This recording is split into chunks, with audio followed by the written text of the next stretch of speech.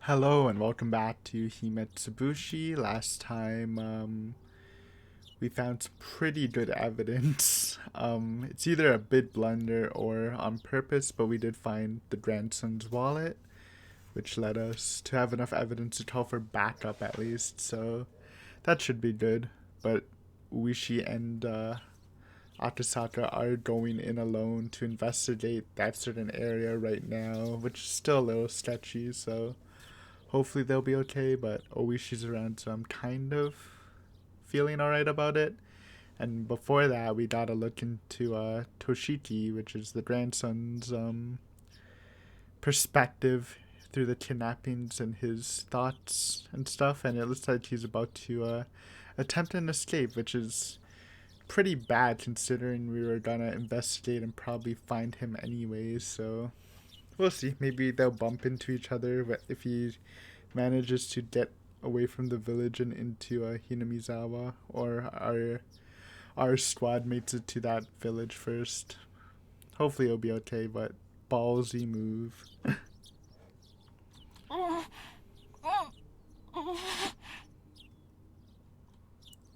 His captors at first took that as a sign he needed to use the washroom. Untying only his arms, they tried to bring him there while he was still blindfolded. But he didn't try to get up. His hands, now free, only clutched at his abdomen as he writhed in agony.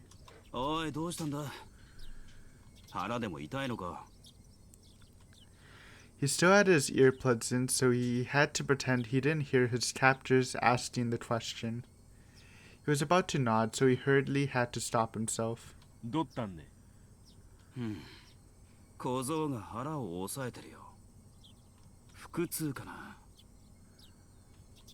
His captors looked down on his suffering form for a bit. One of them proposed a course of action, while another laid his doubts that Toshiki might be faking it.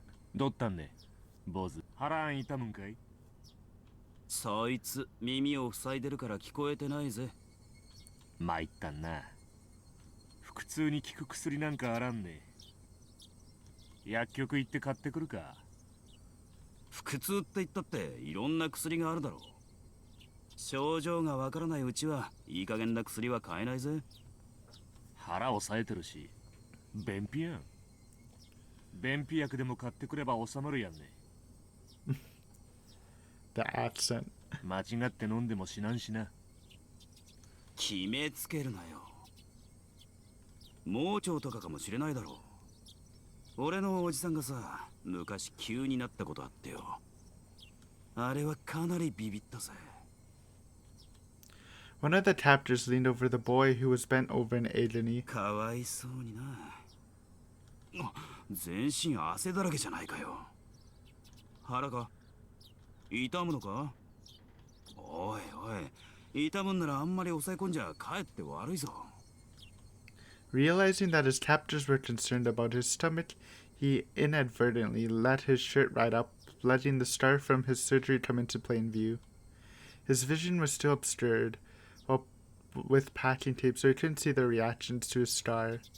But his captors were taken aback, and judging from their momentary silence, he had obtained the reaction he was looking for. おいやばいぜこの手術跡はそんなに昔のものじゃないぜその小僧熱出てるんかいね I mean, it's working. I mean, I guess as the kidnappers who do have instructions to not harm the boy, they should be pretty cautious with that stuff, but this might actually work. I'm just wondering how he plans to get away after this. Like, if they do, like, what is he hoping to achieve? Like, do they leave for something? He wouldn't be able to run, or what if they take him to the hospital? Then it's, well, they can't. I don't know. Let's see how this goes. 体温計あるんあるわけねえよでもすごい汗だぜ Is he making お himself でこは sweat? 結構熱いと思う It's pretty impressive. 緊張状態が続くとさ昔の傷なんかに応えたりするって聞いたことあるぜじゃあどうすんよ薬じゃ治らんちゅんてんか何の手術跡か知らねえけど、とにかくまずいだろ。下手すると命に関わるぜ。まずいんて。これ本当にまずいんて。医者に見せた方がいい。このままじゃ突然ぽっくりいっちまう可能性だってあるだろう。Toshiki Inudai, with those few words, knew that the situation was progressing exactly as he envisioned it, and snickering to himself on the inside pressed his act even further. He didn't even need to see to know that his captors were panicked and were running around like chickens with their heads cut off at this troublesome turn of events. 診療所連れて行くか。そりゃまずん。先生を連れてくる方がいいね。入江の先生か。いいのか。大丈夫か。人質に何かあったらまずんね。Okay, this is interesting. Whether we can establish if Irie works with the Sonozakis, which in my theories he doesn't, because he's not part of that group. He's part of the other group that hasn't really been established yet, but I believe there is.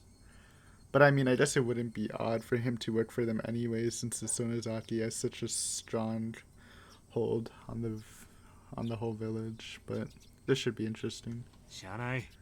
緊急事態やん。 And it sounds like they're hesitant anyways. But then again, the Onidofuchi Defense Alliance in general doesn't know about the kidnapping. I think, except for like the top dogs. One of the captors hurriedly left in the car. Another of the men, completely shaken up at this point, wiped the sweat from his forehead with a handkerchief. It looked like they were bringing a doctor. As long as the doctor wasn't an accomplice, that doctor was his goal. So he's gonna try to appeal to Irie. I see. Still pretty risky, like what's he gonna do? I mean, if he gets the doctor alone with him, then maybe. And I guess that will if us truly see Irie's character, if we can see the whole scene, if he actually gives up if he helps the boy, or if he gives him up. His captors were probably wary of that happening. They would be prepared for it. This would all come down to luck. Some of the sweat emerging from his brow was that from nervousness. At that moment, the packing tape that was covering his eyes and ears were torn off. The burning light that he was seeing for the first time in several days hurt his eyes. After that, the gate that made it hard for him to breathe was also removed. 大丈夫かこそ。今お医者を連れてくるからな。しばらく我慢してろな。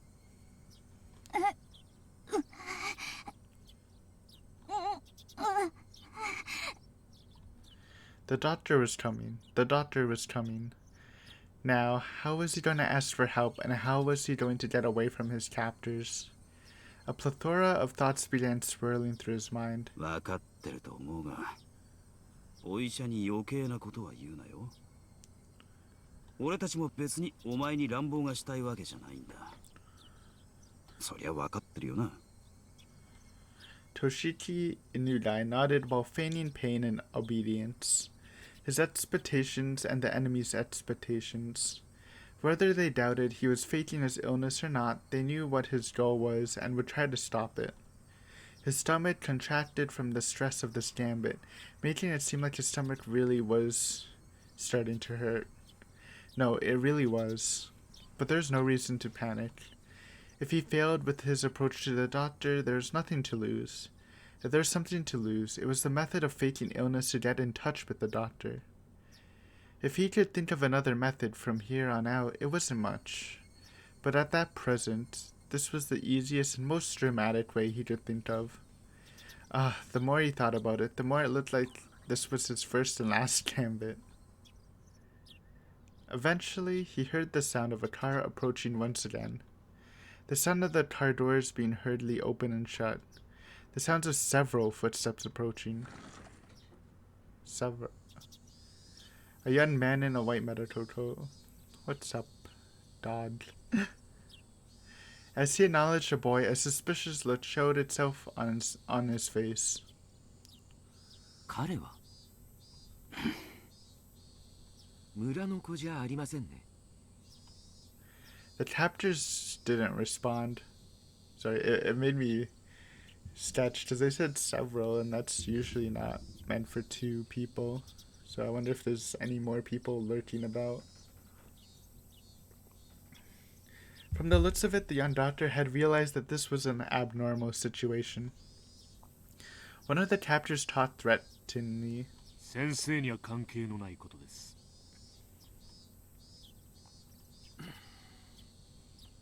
For a while, the doctor and the captors silently glared at one another. However, unable to stand the sight of the boy continuing to suffer, the doctor, as the captors had hoped, didn't press any further. その古い手術跡というのが何の手術でしたか？そりゃわからないです。本当は診療所に連れ帰るべきなんですがね。先生、そりゃさすがにちょっと。 The doctor said he wanted to bring the boy back to the clinic, but the captors simply silently shook their heads at the notion. It was a fleeting hope, but it was only natural that the captors would refuse. At that moment, his eyes met with the doctor's. Seeing that the boy's painful state was abnormal, the doctor suspected it was a serious illness. 大丈夫ですか？私は医者です。この手術跡はいつ頃のものですか？去年の冬に事故で。事故？そうですか。参ったな。 He couldn't let the doctor figure out he was faking it here. He had to somehow figure out some way to keep this going and tell the doctor that he was being confined and needed help. 患部を少し触りますよ。痛むところがあったら言ってくださいね。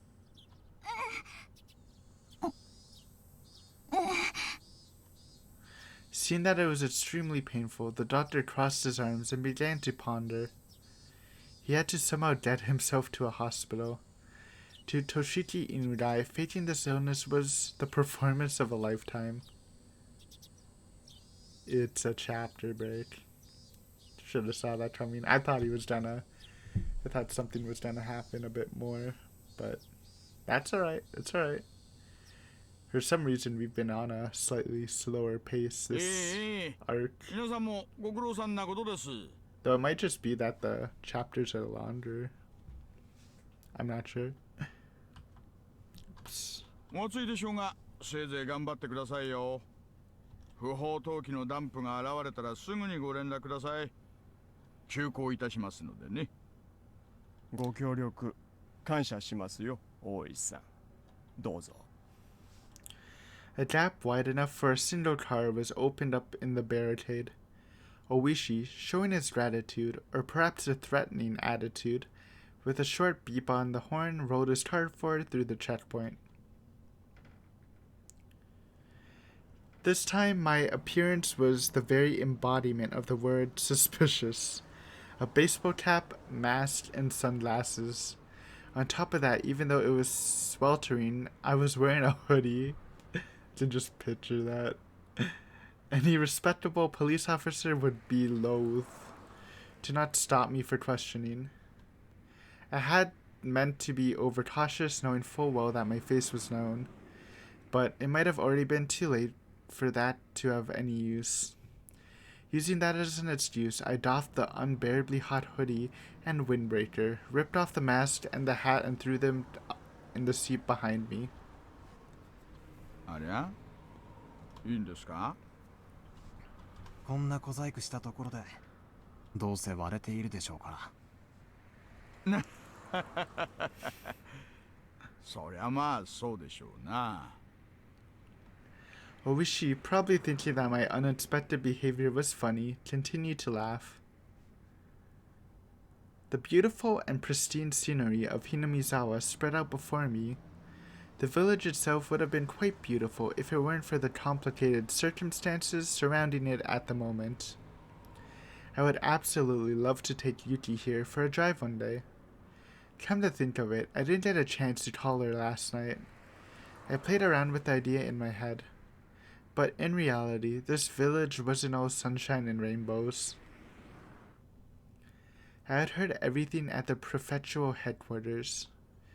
At the heart of the village, the intelligence network that the three families wielded was, due to blood ties and regional relationships, unbelievably well organized.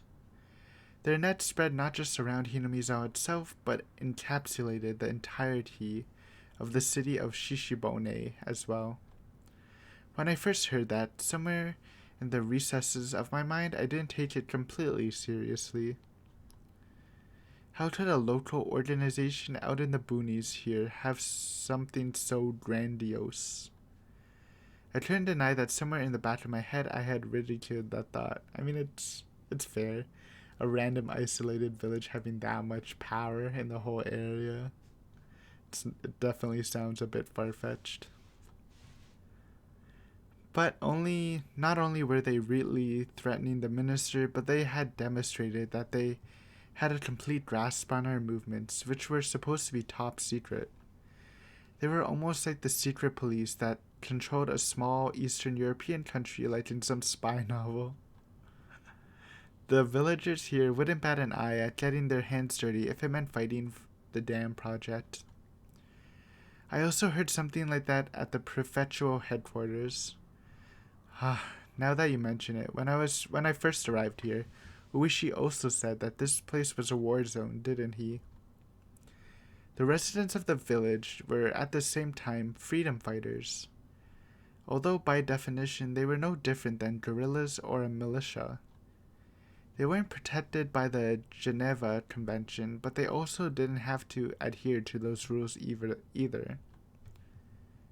This place was more of a quagmire than a legitimate battlefield. A secret war was unfolding. I could drive along because Oishi was with me. But if I was to leave this car for even something as trivial as looking for a vending machine, there is a chance I wouldn't return. Even though a single shot hadn't been fired, this was a battlefield. No, the reason my bullets weren't flying was simply because it was hard for a civilian to obtain a gun in Japan. So they probably just equipped the weapons with the other weapons other than guns that were easier to obtain. That was why Oishi was wearing a stab-proof vest, wasn't it? I mean, I did say that I was like, stab-proof vest? But I guess they don't have a lot of guns in Japan. In the last episode, I believe. 赤坂さん、緊張してます。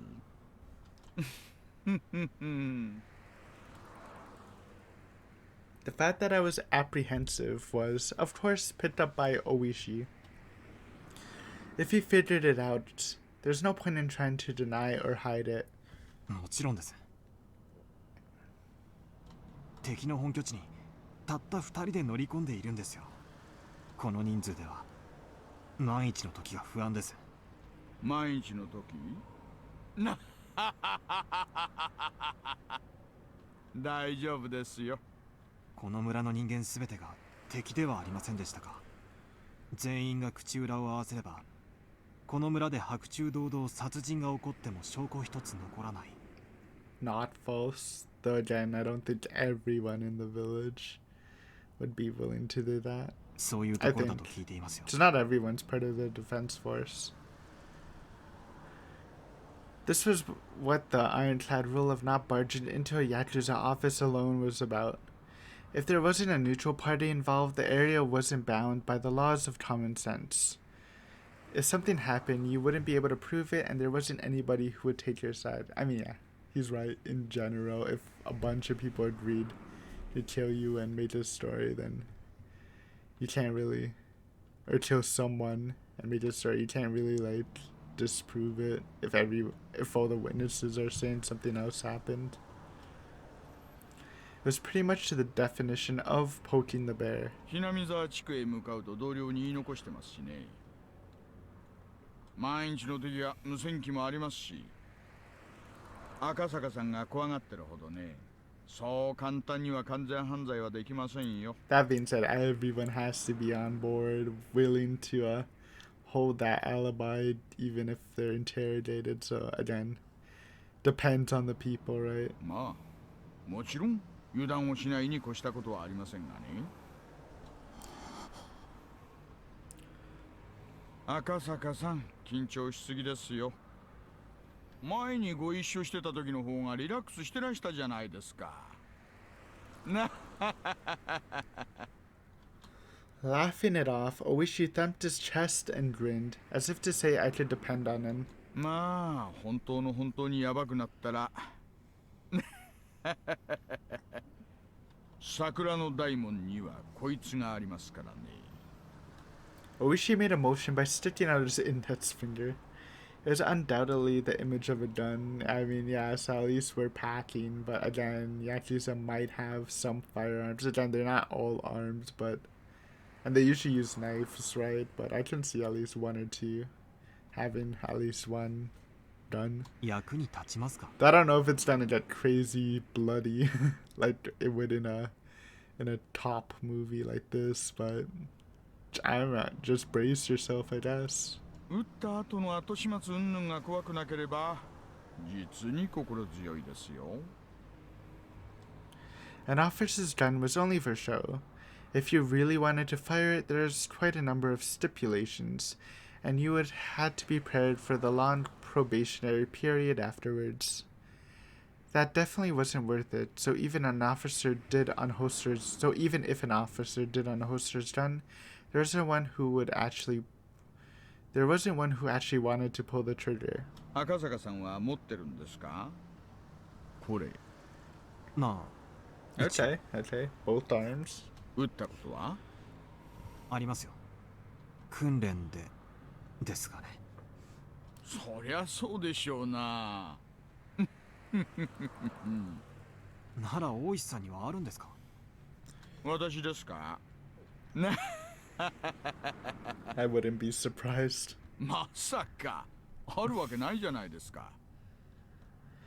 What was this? I thought he was laughing at me because he had experience. The two of us laughed together. 銃口を向けたこともありませんがね。銃口を向けられたことなら何度かありますよ。銃口を覗かされるだけで寿命が3年は縮むな。 Even if he had never fired a gun before, you couldn't even begin to compare the amount of experience Uishi had over me. Trade. At a time like this, I could only marvel again at how reliable Uishi seemed. そういえば日の高いうちにこっちには来たくなかったな。でも車道はここを抜ける以外にないし。赤坂さん、念のためもう一回マスクで顔を隠してください。 Another check mark? どうしたんです？冷房がうるさいから聞こえないかな。切りますよ。窓を開けてみてください。 Guess not. When I opened the window, a blast of hot air blew inside. And then I could hear angry yelling coming from far away. At that moment, the force gave way on either side of us and our view expanded suddenly. What we were seeing. Oh, we're at the dam site.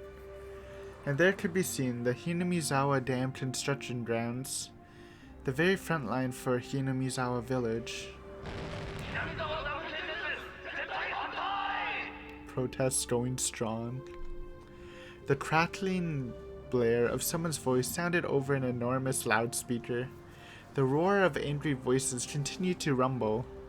The incredible volume had become a veritable sound cannon, spewing out its ammunition. The prefabricated site office was surrounded by two sets of high fences laced with barbed wire. Lined up in front of those fences were riot police and their vehicles, and surrounding it all were the villagers. They howled out their protests against the dam as a single entity. お、今日は少ないですね。ついてます。少ないんですか？ええ、多い時だと道路までいっぱいになりますよ。うちうち車も通れません。 At first, due to their overwhelming intensity, it looked to me there's more people than there actually was, but upon closer inspection, there's at most 50 to 70 of them. But the 6 or 7 propaganda trucks lined up that looked like they belonged to a band of thugs were a strange enough sight. The villagers were also wearing helmets and bandanas, as well as covering their faces with masks, adding to the oddity of it all. The propaganda trucks, after braying their chorus, had their volumes turned up even higher and began to flood the area with sutras. To say the noise was downright violent wouldn't be an understatement. From this distance, it was still loud. The glass in the office way was probably rattling from the noise. あれをガンガンやられるとたまんないんですよね。昨日の連中全員耳栓してて、それでも耳がおかしくなるそうです。 Oh 気の god. 毒な話です。騒音規制でなんとかできないんですか？うちの県には騒音規制に関する規定ね。それにほら、お経でしょ。宗教活動規制できないし。The loopholes. 連中も頭いいんです。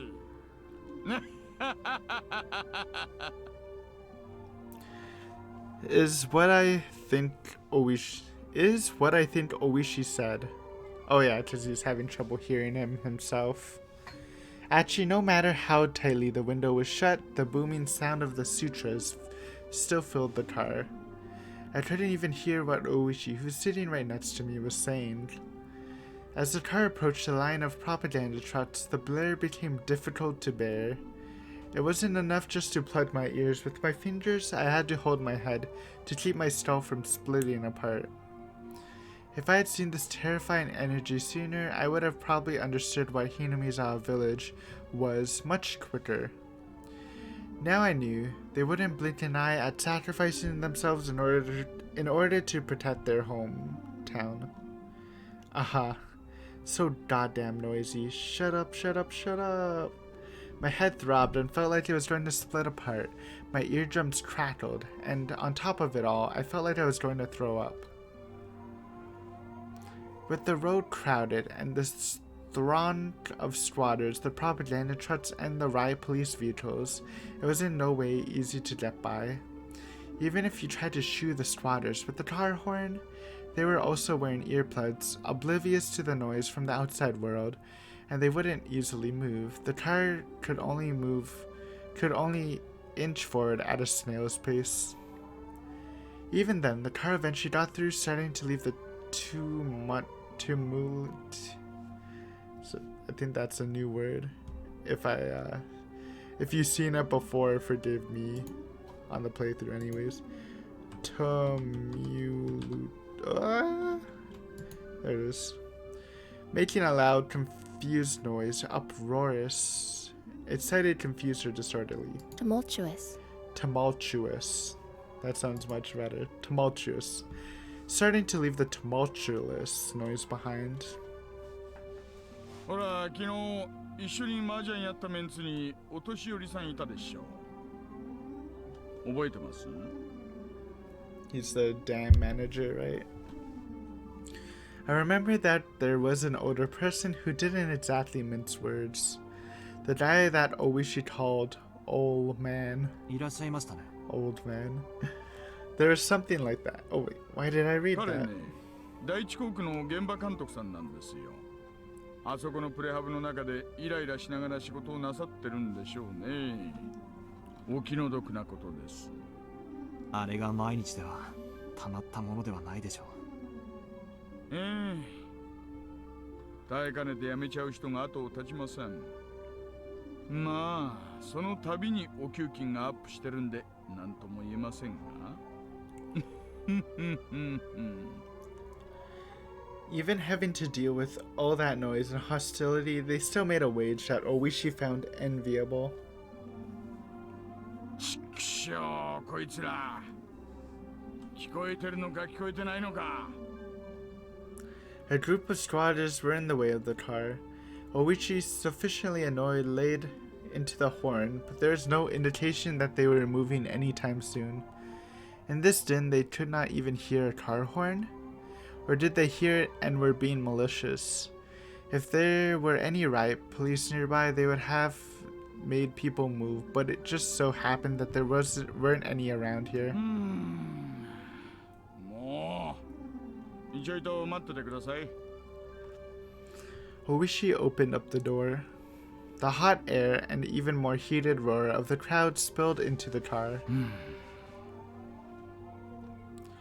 Oishi said something as he grinned widely, but I couldn't hear what it was. He was getting them to move. Something like that? Oishi stepped out of the car and closed the door. The din faded slightly. I stared blankly as Oishi headed toward the group and started some sort of conversation. Maybe we'd find the minister's grandson at Takatsudo. At the very least, I wanted to find him there. Find him and slip the cursed bonds of this incomprehensible village. Cursed bonds. I could only pray. At that moment, a shadow was suddenly cast over me. Somebody was standing right outside the passenger's side window, blocking the sunlight. I spun around, looked up. Who is it? Some big guy? Or is it gonna be like Rika? I spun around, looked up, and realized who the backlit figure was. Rika? It is Rika. I thought it was big because it was cast in the shadow, but it's Rika. It was a girl. It was Rika Furude. The girl stared down at me with a bored look in her eyes. I didn't have any justification for it, but I felt like I had been found by somebody I shouldn't be found by. To fill the silence, I raised my hand and I mouthed the meek greeting. Come on, give her a meep. Maybe that'll snap her out of it, because she looks weird. Of course, there's no way she heard my small voice in this clamor. But even then, she would have seen me wave my hand in greeting. In spite of that, she simply stared down at me with a cold look on her face. Spooky Rika. At that moment, the noise and heat spread throughout the car once again. Oishi had returned to the driver's seat. Taking a look, the group that were blocking the road had started to move aside while glaring our way. お待たせしました。行きましょうか。Oishi registered the figure of the girl behind me. One of the villagers came over and picked her up. In a manner of, "It's dangerous, so get away." It was then that she whispered one or two words. However, I couldn't hear any of it. さて、行きましょうか、ね。I'm sure it's something serious, but what if it was just meep, meep? 飛ばしますよ。 Alright. もちろん、 Floor 法 it, 定 buddy. 速度遵守で。 Never mind, don't floor it. Slightly floor it. As if to shake off the still audible angry voices, Oishi floored the gas. That's my boy. Hard flooring it. Along with the road and the din. What is din, by the way? I need to Google that. I don't actually know what that means, and I've said it like 10 times. Din. Din. A loud, continued noise, especially. A welter of distorted sounds. Okay, so it is just a word to describe. Okay. Along with the roar and the din and the shouting, the villagers and the girl quickly disappeared behind us. この先を抜けると高津戸地区です。銃撃戦の覚悟は大丈夫ですか？ Hello? 安全装置外すの土壇場でとちらないでくださいよ。 Alright. Are we actually gonna get a shootout in Higurashi? That's not something I would have expected if that does happen. Though I am down for it. Oishi laughed mockingly again. I was more concerned with what the girl had said, however, I was vaguely bothered by it. Wait. I was more concerned with what the girl had said, however, as I was vaguely bothered by it. Okay, that makes more sense. Was she trying to say that apathetic and with that apathetic and candid expression? 今から緊張したって仕方ないですよ。むしろ収穫がなくて勇み足って可能性だって十分にあるんですから。But there's no longer a way to confirm what the girl had tried to tell me. It might have been that the girl who warned me to go back to Tokyo again, or else. Was she trying to say. What? Okay, I'm losing myself reading this. I don't know why. But there's no longer any way to confirm that the girl had tried to tell me. What the girl had tried to tell me. It might have been the girl who warned me to go back to Tokyo again, or else. Was saying to me who was here now. What is this? Was saying to me who was here now, ignoring the warning. I hate that sentence. Is that right? I don't know. Doesn't sound right to me. Was saying to me who was here now. Okay, that it sounds better once you say it a bunch of times, but it really twisted my tongue the first time. Was saying to me who was here now, ignoring that warning. I think there needs to be like an extra, some more pronoun. 警告したの Whatever. バカなやつ。 I thought she said like 2 words. It's okay. I had the feeling that she said something like that.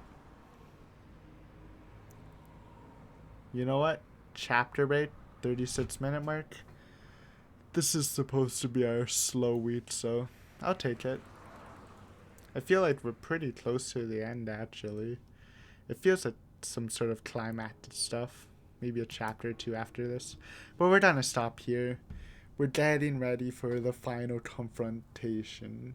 And it looks like we're in Mion's place, so I wonder what's gonna happen there. But yeah, good episode. We got some, the grandson's making his move. We'll see how that works out. I'm still interested in seeing how Irie acts, though he's acting pretty standard right now. And we got that ominous warning from Rika. But again, we're gonna live, because this is just a flashback from Akasaka's point of view, so at least that's fine. But yeah, see you guys Friday next time. Maybe we'll get a shootout. I don't want a shootout. I don't want people to die, but I'm just saying it might be pretty cool. Anyways, hope you have a great time. See you later. Bye. Bye.